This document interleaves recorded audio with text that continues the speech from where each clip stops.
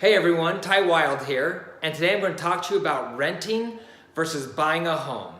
There are advantages to renting and there are advantages to buying a home, but I feel it's very important that I mention that even though I strongly believe buying a home is a much better decision, it is not always the best option for everyone.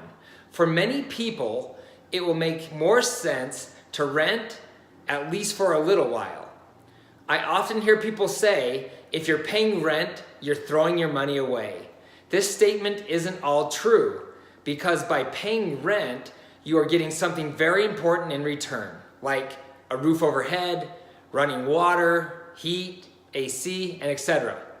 Anyway, the argument continues that if you buy a home, you're paying it off, and in time, that can equal some pretty good equity.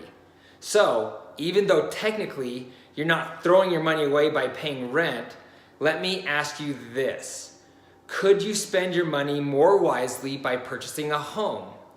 This is the question I hope to help you answer today. Buying a home will most likely be the biggest financial decision of your life. So yes, it's important that you do your research and talk to a lender and get an idea of what your monthly payment is going to be on the mortgage. Remember that there will be additional cost, which I will cover a little later. Let's start with the advantages of paying rent. Number one, the cost of repairs. Usually, the owner is responsible to fix something if it breaks from normal wear and tear. Number two, no maintenance is required. That means you won't have to mow the lawn, do upkeep of the home, and etc. Number three, often rental properties have a pool, a gym, clubhouse, and things of that nature. Number four, relocating will most likely be easier as there will be no need to sell a home first. Number five, renting usually requires a smaller monthly payment, which gives you an opportunity to save a little more money each month.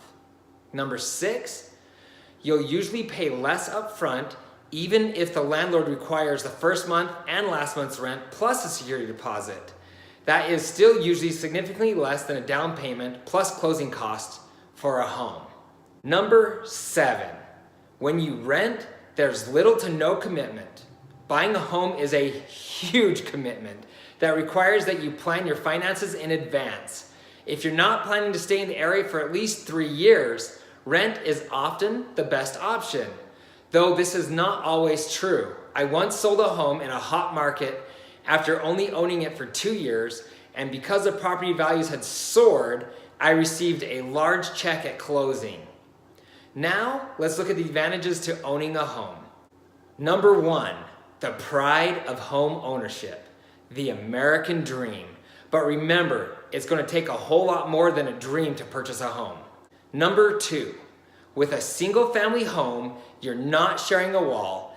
As opposed to an apartment, you can often find yourself sharing your walls, ceilings, and sometimes even your floor, often with people you don't even know. Number three, tax advantages, such as deducting the interest rate you pay on your mortgage loan. You'll also get to deduct annual real estate taxes, and you may get deductions for energy efficient upgrades to your home.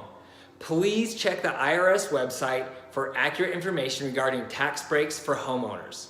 Number four, monthly rent almost always increases over time while your mortgage will stay the same as long as you don't take out a line of credit against your home.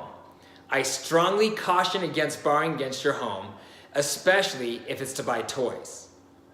Number five, another advantage of home ownership is that you can customize and or update it at any time. You don't have to get permission from your landlord. Number six, with a single family home, you'll live in a neighborhood with others who for the most part plan to stay a while. This gives you more stable friendships for yourself and for your family. Number seven, pets. Most rentals have restrictions on animals. Most single family homes do not, unless you're looking to own livestock. Number eight, the last thing I'm going to talk about here is the E word. Guys, this has been huge for me personally, as I've been able to leverage the equity on my home to buy a bigger and better home without really increasing my mortgage payment. How cool is that? There are two parts to building equity. Number one, home values generally increase over time, so you can usually sell your home for more than what you bought it for. Number 2, making monthly mortgage payments will increase the equity you have in your home. Both of these factors will increase your net worth, especially in a hot market. Okay, now you know the advantages and disadvantages of both renting and buying a property, but are you ready? As a real estate agent, I've been blessed to help hundreds of families move into their new home. Usually things go great, but sometimes there are surprises, and when it comes to buying a home, we don't like surprises. So, here are a few things to think about. Ask yourself what items you're going to need in your new home.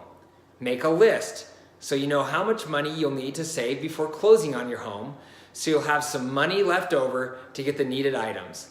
Those necessities might include things like furniture, a washing machine, dryer, refrigerator, lawnmower, snow shovel, a normal shovel, rake, a toilet plunger, ladder. Don't forget the little things like lamps, TVs, a vacuum, and etc. Next is a list of things you should learn how to do if you're planning to buy a home. Number 1, you should know how to shut off your main water valve. Number 2, know how to flip a breaker switch. Number 3, know how to adjust your sprinkler system. Number 4, know how to change your furnace filter and how often it needs to be changed. Number 5, learn how to clean out your gutters. Number 6, learn how to locate studs to hang TVs, pictures, and etc. Don't forget that you'll now have weekend chores, which may include things like pulling weeds, painting, updating things around the house, planting trees and bushes, cleaning gutters, shoveling snow, sealing your deck and granite countertops, repairing things around the house. Thank goodness for YouTube. Hopefully, I didn't give you too much information or scare you, because buying a home has been the best financial decision I've ever made. I'm not going to lie, buying and owning a home will take some work, but it will be worth it in the end. If you're not sure where to start, call a lender to see how much home you can buy. If you're not in a position to buy a home yet, most lenders will give you the steps you need to take to save some money or repair your credit. If at all possible, you want to put 20% down. Not only will it get you a better mortgage rate, but you won't have to pay mortgage insurance. This can save you hundreds of dollars per month. But don't panic if you can't come up with the 20%, because there are other options that allow you to put as little as 5% down. Heck, there are even a few 0% down programs out there. Well, best of luck to you. If you have any questions, please leave me a comment. If you found this information helpful, please give me a thumbs up and click on the subscribe button below. Thank you.